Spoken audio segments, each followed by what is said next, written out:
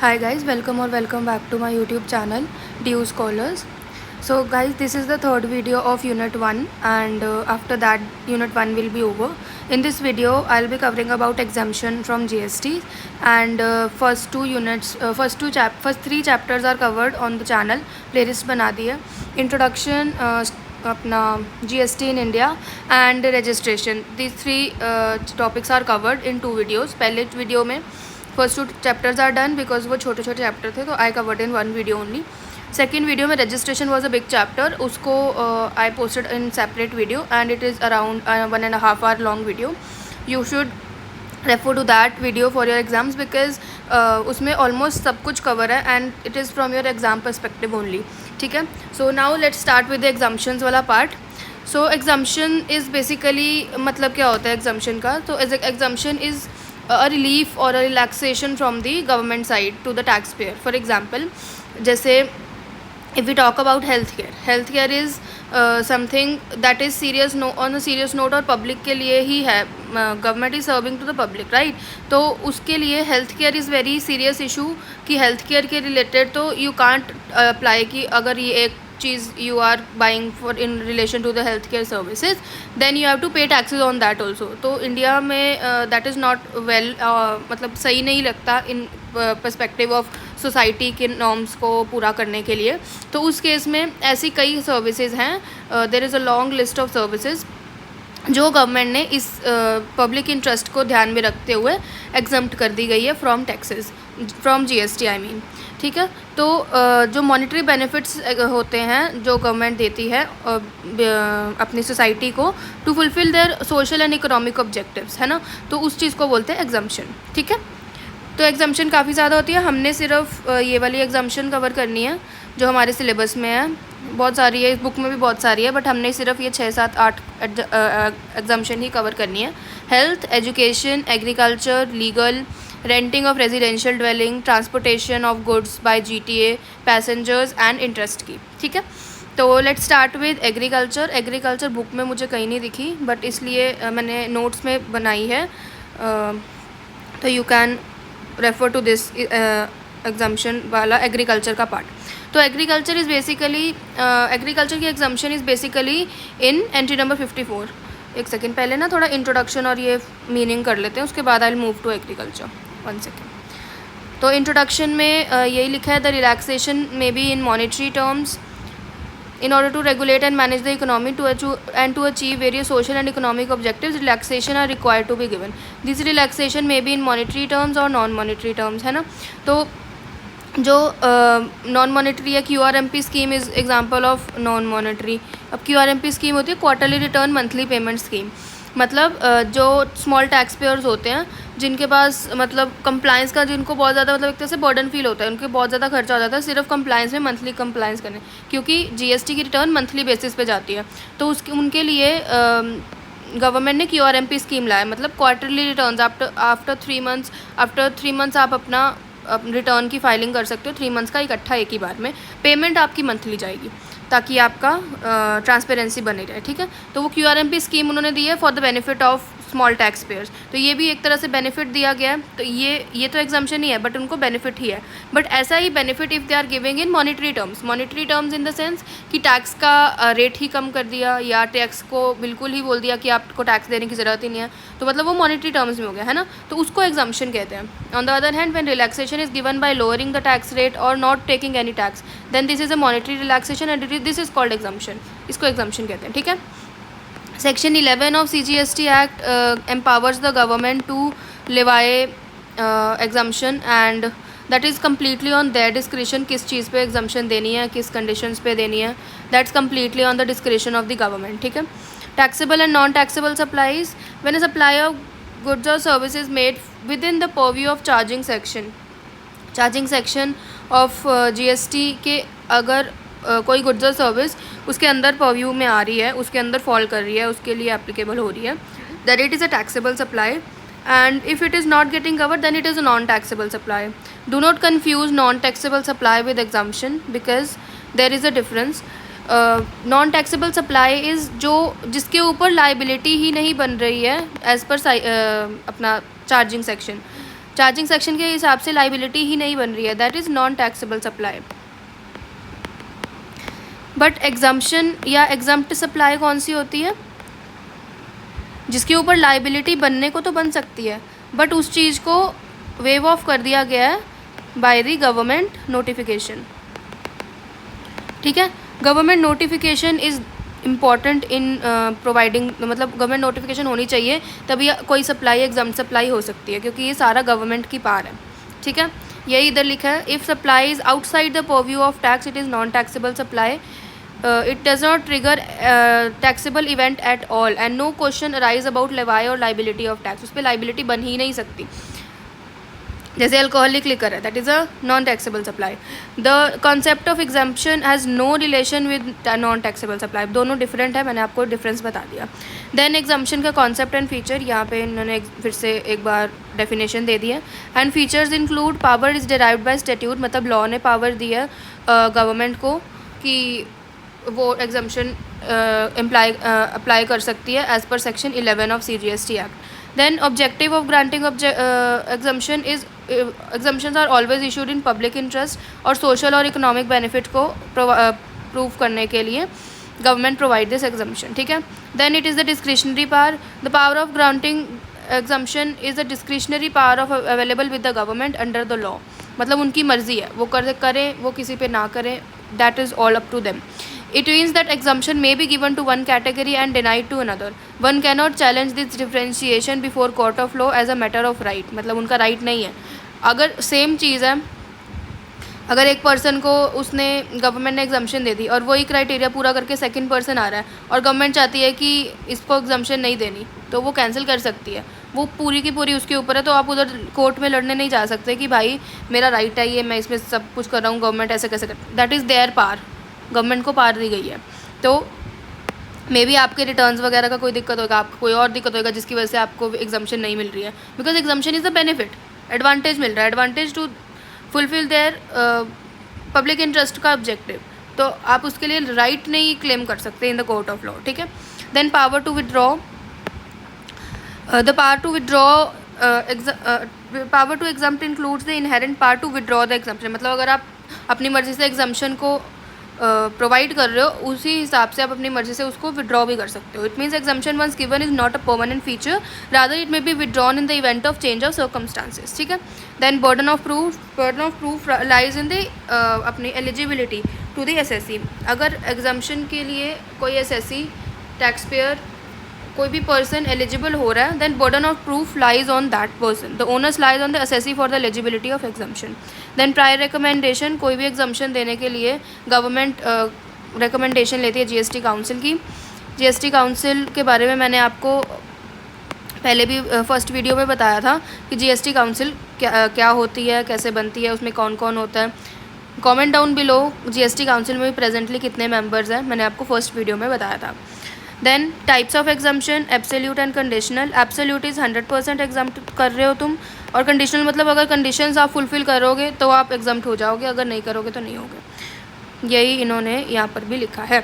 If the exemption which is provided in respect of goods और service और both is not in respect of specific class, मतलब in general है, and is available without any condition, it is called absolute exemption. बस conditional exemption it is unlike absolute exemption, that if the exemption which is granted on goods or service for specific goods or service but is subject to fulfillment of certain condition, then it is a conditional exemption. Then meaning of effective rate, full and partial exemption. Effective rate is मतलब जो X% rate आपके ऊपर पहले से आपके GST के लग रहा था, उस पर अगर एग्जाम्पशन को हटा दिया गया, एग्जाम्प्ट कितना हो रहा है, देन द इफेक्टिव रेट जो बचेगा that is your effective rate, मतलब जो रेट बचेगा that is your effective rate. Full exemption मतलब 100% एग्जाम्पशन कर रहे हैं, पार्शियल मतलब थोड़ा सा पार्ट एग्जाम कर रहे हैं, देन उसके बाद नहीं कर रहे, ऐसे।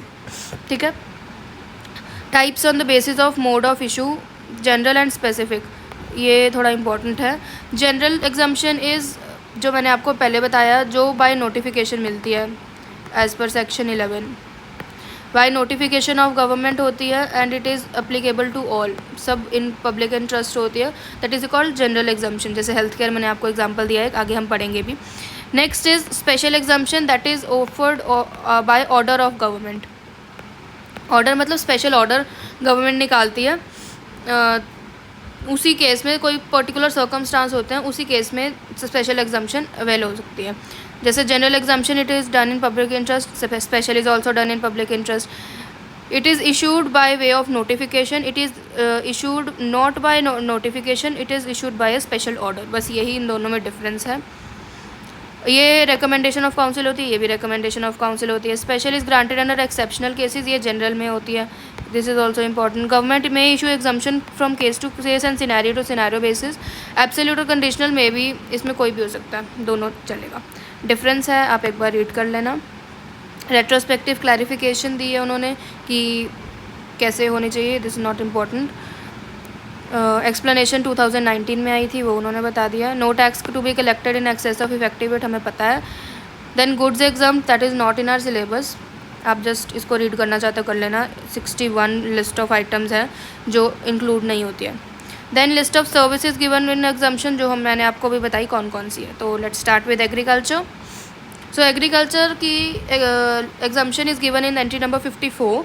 दैट मीन्स कि if you are agriculturalist and you are producing agriculture produce on the that is cultivated on the land and that agri produce is reaching to the primary market, तो उस case में क्या क्या exemption होंगी। तो पहली चीज़ तो एग्रीकल्चरलिस्ट होना चाहिए, मतलब इंडिविजुअल या HUF होनी चाहिए। नंबर 2, कल्टीवेशन उसकी एक लैंड पे होनी चाहिए, और जो लैंड से एग्री प्रोड्यूस आएगा, रॉ एग्री प्रोड्यूस आएगा after some processes may be that is required to make that product fit to be sold in the market, right. तो उस चीज़ के लिए बस इतनी 3 चीज़ होनी चाहिए, then your exemption is there. Also यहाँ पर पेडी एंड राइस का सीन है। राइस जैसे हम अगर if someone is saying rice, तो वी कैन से कि वो तो एग्री प्रोड्यूस ही होता है, right. But in this case CBIC has clarified that rice is not a agri produce, rather paddy is a agri produce, because when you sow the rice paddy is there and पेडी को process करके milling की process उसके ऊपर करके then rice is obtained. So rice is not consider a agri produce at a first place. But rice की सिर्फ 2 चीज़ exempt है, लोडिंग अनलोडिंग, मतलब वेयर हाउसिंग पे लेके जाना, वेयर हाउसिंग से लेके प्राइमरी मार्केट तक अनलोड करना, that is exempt from GST। And number 2, warehousing is exempt from GST। बाकी सोइंग एंड और जो प्रोसेसेस होती है that is not exempt, that is taxable under GST of rice, ठीक है। Paddy if you say then it is exempt. Rearing of animals is also exempt except for horses, because as per CBIC is Central Board for Indirect Taxes, Customs and Taxes, ठीक है। CBIC is that body। तो वो कहती है that horse's is for use for commercial purposes, and उसके लिए we can't say कि it is a agricultural animal, so that's why उसको इसके पर्व्यू से आउटसाइड रखा गया है। एंड बाकी सारे एनिमल जैसे शीप, हैन, जो बाकी काउज एंड ऑल मिल्क के लिए, तो that all animals are exempt from GST if any kind of payments or money is involved in that case. Then some processes that is necessary to be rendered to make the agri produce fit to be sold in market, plus that should not alter the characteristics of produce. This is very important, that if you are selling anything, any agriculture produce that is altering the main characteristics of that product. For example, if you sow tomatoes का seed and you बिल्कुल उसका ध्यान रख के you make that into a plant and tomatoes are there, है ना, then tomato is a agriculture produce because वो raw है, ठीक है। उसको you if you sell in the primary market, कहीं पर भी जाके vegetable shops and vegetable market में जाके you are selling that tomato, then it is exempt from GST. But if you are selling the tomatoes to a factory who is making a tomato ketchup, उस tomato का use करके that factory is making a tomato ketchup, है ना, तो that alters the complete characteristics of tomato ना, चाहे उसका raw material is tomato but the product that is becoming it is becoming into a sauce, right, then it is not a primary produce, I mean agri produce, it becomes secondary produce and GST is applicable on that produce, right. उसके बाद warehousing, I am telling about warehousing में rice and agri produce मैंने आपको बता दिया, where housing उसकी exempt होती है। Minor forest produce, pulses, cereals, fruits and vegetables, that warehousing इन सब की एग्जम्प्ट होती है। राइस का मैंने आपको बता दिया, लोडिंग अनलोडिंग और वेयर हाउस इज एग्जम्प्ट। उसके बाद आ जाओ प्राइमरी मार्केट में पहुँचे। प्राइमरी मार्केट में लेबर होगी जो आपने एम्प्लॉय करी होगी, that is exempt. Seed testing करी होगी वो करने से पहले, तो वो एग्जाम्प्ट है। अगर आपने कोई मशीन रेंट पे ली होगी वो भी एग्जाम्प्ट है। लोडिंग अनलोडिंग या पैकेजिंग की होगी कोई भी प्रोड्यूस की जो आपके एग्रीकल्चर प्रोड्यूस है, that is also exempt. Warehousing of agri produce and fumigation of warehouse. पहले fumigation of warehouse was exempt but now it is taxable. Fumigation is spraying pesticides and जो भी spray out करते हैं ताकि storage सही रहे, जो produce हमने स्टोर करी है in warehouse, that was first place was exempt but now it is taxable. Then renting of vacant land for agriculture. कोई पर्सन अगर एग्रीकल्चर के लिए अपना लैंड रेंट पे दे रहा है, then it is also exempt, because अगर एग्रीकल्चर उस लैंड पे होगा देन एग्रीकल्चर प्रोड्यूस होगा और वो एग्रीकल्चर प्रोड्यूस इज एग्जाम्प्ट, तो इसलिए फर्स्ट प्लेस पर ही लैंड को भी एग्जाम्प्ट कर दिया है। Then any kind of training provided to farmers is exempt. Intermediate और जॉब वर्क ऑन एनिमल्स और प्लांट इज एग्जाम्प्ट, बट मैंने आपको बता दिया milling of paddy into rice is taxable. और कोई भी होता है वो एग्जाम्प्ट होता है, जैसे पल्सेस सीरियल पे if you are doing any intermediate work तो it is exempt, but paddy पे if you are milling the paddy to become rice तो वो टैक्सेबल है। ये स्पेसिफिक क्लैरिफिकेशन CBIC ने दिया। उसके बाद artificial insemination of animals are exempt, मतलब ब्रीड्स को वेन्यू मिक्स करके एक न्यू क्रिएचर बनाना या फिर न्यू प्लांट की फॉर्म बनाना, that is artificial insemination, that is also exempt. Then it comes APMC मैंने बीच में छोड़ा बिकॉज APMC का concept is agriculture produce market committee. ऐसा मार्केट कमेटी जो एग्रीकल्चरलिस्ट को मार्केटिंग सर्विस प्रोवाइड करता है, एग्रीकल्चर रिलेटेड सर्विसेज प्रोवाइड करता है फार्मर्स को, उनको असिस्ट करता है, राइट। तो that is APMC। But if that APMC is providing any kind of service other than agriculture, जैसे फॉर एग्जांपल एनी फार्मर है, कोई फार्मर को अपना रेंट पे घर चाहिए तो उसने कमेटी से वो किया कि हमें घर दिला दो, तो APMC ने उसको सर्विस प्रोवाइड करी ऑफ रेंटिंग अ हाउस, है ना। तो that is not agriculture activity, right, वो टैक्सेबल हो जाएगी। But agriculture activity of providing की मार्केटिंग कर रहे हो उनकी प्रोड्यूस की या उनको ट्रेनिंग प्रोवाइड कर रहे हो, that everything is exempt from GST। ठीक है, तो इतना ही है एग्रीकल्चर में, बुक में एग्रीकल्चर के बारे में नहीं दिया है। हेल्थ केयर पे मूव ऑन करते हैं। So health care by any recognised practitioner और पैरामेडिक्स और हॉस्पिटल और clinic is exempt from GST। Recognised practitioner means जो डॉक्टर बनने के लिए रिक्वायर्ड डिग्रीज़ हैं, that person has acquired that degrees and now it is serving that becoming doctor after that degree only and serving people to that, catering people's need for after becoming a proper doctor on paper. That means that he or she is a recognized practitioner and उस practitioner के assistance के लिए any nurses और staff is there, that is called paramedics, उनकी services is also exempt. Hospital और clinic की कोई service है केमिस्ट एंड ऑल की, वो भी एग्जाम्प्ट है। But if you are providing some medicine that are particularly mention की that are not exempt from GST, some medicine are there जो टैक्सेबल की कैटेगरी में आते हैं, सो वो टैक्सेबल होगी, बाकी सब is exempt. Then that health care service should be in the field of recognised branch of medicine. So इनका ना एक एक्ट है where every branch of medicine is mention, तो इफ़ उस list of branch of medicine में if you are providing service तो it is exempt. But if you are providing service that is not recognise in that list, जैसे reiki system of curing एक system होता है जो sound की जितना मुझे पता है साउंड की वेव्स के थ्रू आपके मेंटल स्टेबिलिटी को इम्प्रूव करता है, ट्रॉमा एंड ऑल को रिमूव करता है, कुछ ऐसा मेडिसिन रिलेटेड होता है। तो वैसी service if you are getting that is not recognised branch of medicine and hence that is not exempt. Reiki का system is taxable, otherwise every branch that is mentioned is exempt from GST. Then diagnosis service if you are going to a pathology lab for testing, regular checkups and all, that is exempt. Ambulance की service provided by anyone is exempt. Then if healthcare में if you are in hospital में you are admitted, मतलब you are admitted into a room, जो room है room other than ICU, NICU, ICCU, CCU, ये जो सारे rooms हैं इनके अलावा कोई रूम नॉर्मल रूम में if you are staying and that room का charges you are paying up to 5,000, if you are paying up to 5,000 than it is exempt. But if you are paying more than 5,000 that is fully taxable in the sense that if you are paying 7,000 का amount to that room, then whole 7,000 is exempt. तो you उसमें आप ये नहीं कह सकते कि 5,000 तक तो एग्जाम्प्ट है, सॉरी 7,000 का 7,000 इज़ टैक्सेबल. आप इसमें ये नहीं कह सकते कि 5,000 तक का तो एग्जाम्प्ट है और 2,000 पे मैं टैक्स दे देता हूँ, ऐसा नहीं चलेगा. 7,000 का पेमेंट कर रहे हो, 7,000 का टैक्स दो, ऐसे चलेगा. ठीक है. उसके बाद हेल्थ केयर में it does not include hair transplant and plastic surgery. Hair transplant plastic surgery health care के परव्यू में नहीं आती है, but if it is done for medical purposes only.